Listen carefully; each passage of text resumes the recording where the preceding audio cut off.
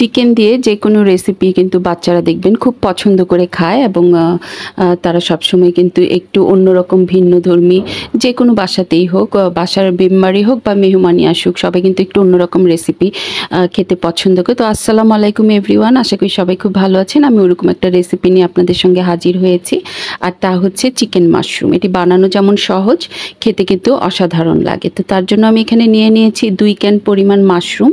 মাশরুমটা যেহেতু ক্যানের ভিতর প্রিজার্ভ করা থাকে, তার জন্য আমি একটু ধুয়ে নিচ্ছি। এখানে ধুয়ে পরিষ্কার করে নিয়ে তারপর এটা আমি আমার মতো করে আমি 4 টুকরা করে কেটে নিয়েছি। এটা আপনাদের পছন্দ মতো আপনারা কেটে নেবেন, যে যেমনভাবে কাটতে পছন্দ করেন। তারপর এখানে আমি মুরগির 2টা বুকের মাংস নিয়ে নিয়েছি, হাড্ডি ছাড়া। তো এই মাংসগুলোকে আমি জুলিয়ান কাট করে সুন্দর করে চিকন চিকন করে এক ছোট করে কেটে নিব।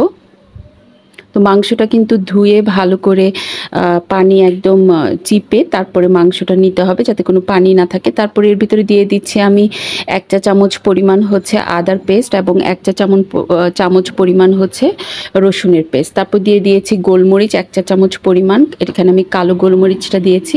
তারপর লবণ দিয়ে দিয়েছি পরিমাণ মতো এবং সয়া সসও দিয়ে দিয়েছি 1 চা চামচ পরিমাণ। দিয়ে এখন আমি মাংসটাকে সুন্দর করে ম্যারিনেট করে 5 মিনিটের মতো রেখে দিয়ে তারপর আমি চলে যাব হচ্ছে আমার মূল রান্নায়। আমি এখানে প্রথমে এগুলো সব ফ্রাই করে নিব।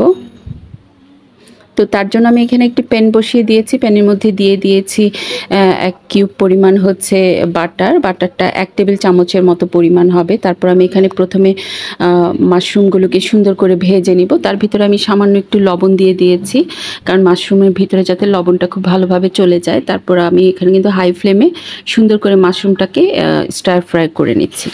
তো মাশরুমটা আমার ভাজা হয়ে গেছে। সেই একই প্যানে আমি আবারও বাটার দিয়ে দিচ্ছি 1 টেবিল চামচ পরিমাণ। দিয়ে এখন আমি এখানে দিয়ে দিচ্ছি রসুন কুচিও দিয়ে দিচ্ছি 1 টেবিল চামচ পরিমাণ। দিয়ে এখন আমি সুন্দর করে এই রসুনটাকে বাটারের মধ্যে গোল্ডেন ব্রাউন করে ভেজে নিব। তো এই রসুনটা থেকে খুব সুন্দর কিন্তু একটা অ্যারোমা বের হবে। তারপর আমি এখানে ভিতরে মুরগিটা দিয়ে দিচ্ছি, যেটা আমি ম্যারিনেট করে রেখে দিয়েছিলাম। তো মুরগিটা দিয়ে এখন আমি খুব ভালো করে এখন মুরগিটাকে ভেজে নিব। এই অবস্থায় কিন্তু চুলার ফ্লেমটা একদম হাই থাকবে, লো করা যাবে না, তাহলে কিন্তু মুরগি থেকে দেখা যায় পানি বের হয়ে যায়। তো উল্টে পাল্টে সুন্দর করে মুরগিটাকেও আমি গোল্ডেন ব্রাউন করে ভেজে নিচ্ছি। তো মাংসটা যখন ভাজা হয়ে যাবে, যেহেতু ব্রয়লার মুরগি, এই মাংস হতে তার বেশি সময় লাগে না, 5 মিনিটের মধ্যে কিন্তু হয়ে যায়। তারপর আমি এর ভিতরে কিউব করে কাটা পেঁয়াজ দিয়ে দিচ্ছি প্রায় আধা কাপের মতো। এখানেও আপনারা কিন্তু আপনাদের পছন্দ মতো পেঁয়াজটা অ্যাড করতে পারেন। যখন দেখবেন যে পেঁয়াজের কালারটা একটু চেঞ্জ হয়ে আসছে, তখনই বুঝবেন যে পেঁয়াজটা আমার হয়ে গেছে। এখানে কিন্তু পেঁয়াজটা আমরা পুরোপুরি কুক করব না, একটু ক্রাঞ্চি থাকবে। তারপর এর ভিতরে আগে থেকে ভেজে রাখা মাশরুমগুলোও দিয়ে দিচ্ছি। দিয়ে এখন আমি সবগুলো একসাথে সুন্দর করে নেড়ে চেড়ে উল্টে পাল্টে একসঙ্গে আমি মিশিয়ে নিচ্ছি। এখানে কিন্তু আমি আর ফ্রাই প্যানে ইউজ করছি না, সেটা শুধু ভাজার জন্য। এখন আমি একটি বড় একটা কড়াই নিয়ে নিয়েছি এবং তার ভিতরে আমি সবগুলো ট্রান্সফার করে দিয়েছি।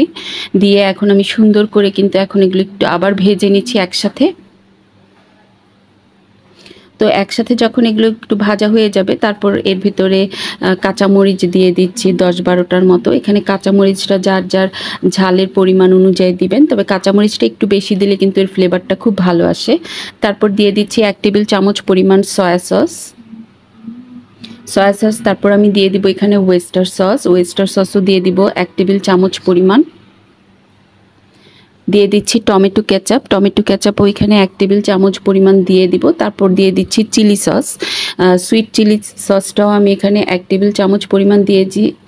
তারপর এখানে আমি দিয়ে দিব হচ্ছে গোলমরিচের গুঁড়াটা দিব 1 চা চামচ পরিমাণ। এখানে সাদা অথবা কালো যে কোনোটাই ইউজ করা যাবে। তারপর আমি এখানে চিনি দিয়ে দিচ্ছি 1 চা চামচ পরিমাণ, তাহলে কিন্তু এই ব্যালেন্সটা খুব ভালো হয় এবং টেস্টটাও খুব সুন্দর হয়। তো এগুলো যখন মিক্সড করে নিব, তখন কিন্তু এর ভিতরে আমি কর্নফ্লাওয়ার দিয়ে দিব এই থিকনেসটা আনার জন্য। তো এখানে আমি 1 টেবিল চামচ পরিমাণ কর্নফ্লাওয়ার নিয়েছি একটু নর্মাল পানিতে। এখন আমি দিয়ে দিচ্ছি প্যানের মধ্যে দিয়ে এখন চুলার হিটটা কিন্তু মিডিয়াম থাকবে। তারপর নেড়েচেড়ে এতে থিকনেসটা যে যেমন পছন্দ করেন ওই অনুযায়ী গ্রেভিটা রাখবেন।